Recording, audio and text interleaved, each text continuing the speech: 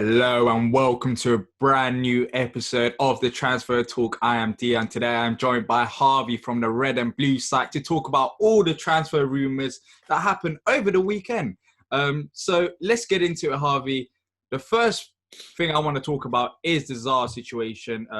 He was talking about it on the Rio Ferdinand's Locker Room podcast and he's talking about his future. He said the following. He said, I'm 27 years old. Trophies is what it's all about. If there's an opportunity to win trophies, then 100%, that's 100% what I want in my career and what I'm working towards.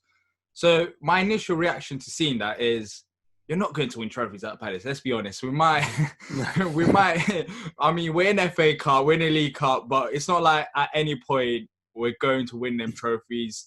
So it's not looking like he sees his future at Palace. No, and I mean, to be fair, I don't think for the last few seasons it's come across that way. You know, I don't think, I think most Palace fans, I definitely feel that we've been lucky to have him this long. I think definitely last summer it looked like, obviously, the links to Everton, although strange at the time, it did look like that would be a catalyst maybe for a move to Arsenal. And the fact that we managed to keep him through that and managed to, keep away other teams, bigger teams than us, was quite impressive, again, from the board to be able to do that. But, there's only so long we can keep doing that. And there's only so long I think Zaha will be willing to carry on being loyal to the club when, as he's quite right in saying on Rio Ferdinand's podcast, that trophies is what he wants to win in his career. He wants to have those titles to his name. And who can blame him at the end of the day? He's by far and away the best player in the team. Definitely too good for us at the level we're playing at. He deserves to be playing at that sort of level where teams are battling out for trophies every season. So who can blame him? And I've always been in that sort of mind frame that, I'm always expecting him to leave each transfer window. I'm in that mind frame now. I'm ready for it to happen. It's just a matter of the right bids and the right timing, So I don't think anyone's going to blame him for saying that. And he does deserve to go out there and try and win trophies, especially at 27, getting to that stage in his career. Yeah, I think you have to respect him as well for him actually coming out publicly and talking about trophies, because we've seen it. The media love talking about footballers and money aspect of things. We don't really see the other side of the story. Some players do want to win trophies, and if that's Wilf's case, I'm not really that fussed. But you mentioned one thing there. You mentioned about the right price and the right time. Would you say now is the right time to let go of Wilfried Zaha? He's going to be turning 28 this year. And how I see it is that his value is only going to drop by the next coming seasons. I don't see his value remaining as high as it is right now due to age and other factors involved. How do you see it? Yeah, he's definitely at the prime in his career now, 27 to 29, 30 years old. That is the prime moments in your career. I do think you're right. I think that his price isn't going to get any higher now. It's probably going to stay around to the level that we're asking for. There's only so long we can keep demanding such a high price for him, because eventually he will, either get frustrated or, you'll see performances starting to dip, which we have seen this season. He hasn't had the best of seasons by any stretch of the imagination. So I do think that price will start to come down now in the next few seasons if he keeps playing the way he is, and also with the demand, etc. The fact we're in that, obviously the coronavirus scenario that we're in at the moment as well, prices are going to probably be different. It's going to be quite going into a period of uncertainty with a lot of teams, about the transfer market and what prices are going to be right. I think with the whole situation that we're in at the moment, so I think it's going to be an interesting next few months, definitely for Zaha and Palace, and it's going to be interesting to see what teams are going to be still interested in him and what sort of figure will be the right figure now.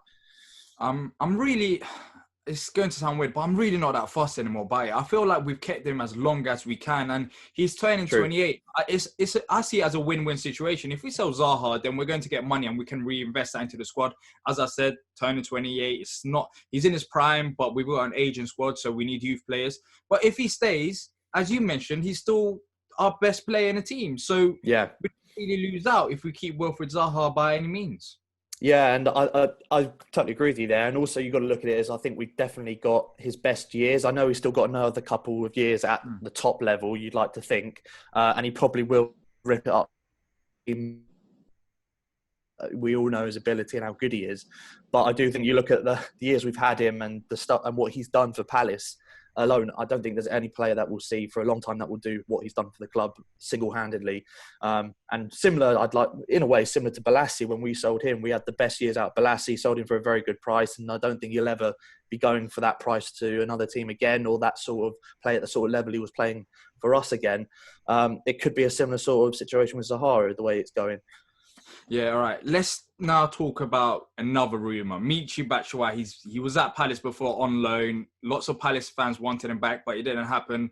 But the other day, there's been rumours that's suggesting that Timo Werner will be joining Chelsea. And I saw this coming, but reports are suggesting that Palace, Newcastle and West Ham remain interested in Michy Batshuayi.